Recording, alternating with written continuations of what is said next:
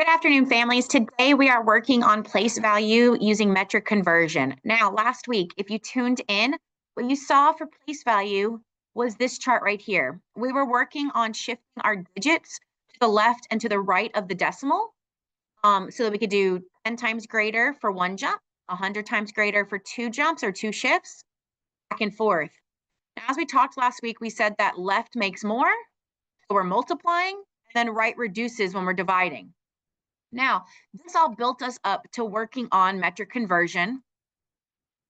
So this week, our students are learning that meters are smaller than kilometers, but meters are bigger than centimeters and millimeters.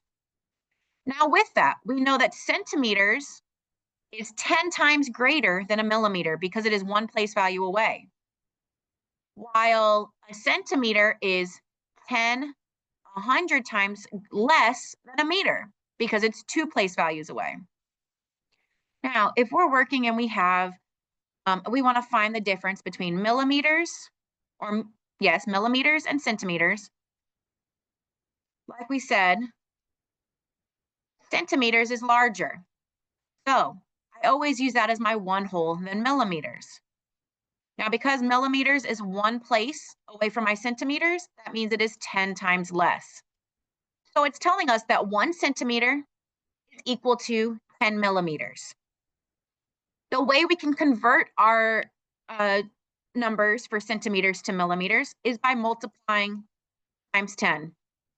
For example, if I have 5 centimeters, I would multiply it times 10 and get 50 millimeters. Now, let's say we have a decimal, and we're going from meters to centimeters. Now, looking at our chart again, we know meters is bigger than centimeters. So 1 meter is equal to 10 100 centimeters. We are multiplying times 100 to do that conversion. Now let's say our number is 3 and 5/10. This is where I'm really having the students go in and use those place value charts we've been using. If we have 3 and 5/10, and we are converting it to centimeters, I know it's multiplying times 100, so I need to shift it 2 places to the left, our digits. So 1, 2 would give me 3. 1, 2, our 5 would go here. Now we have a place open between that 5 and that decimal, so we fill it in with a 0, which means 3 and 5/10 meters is equal to 350 centimeters.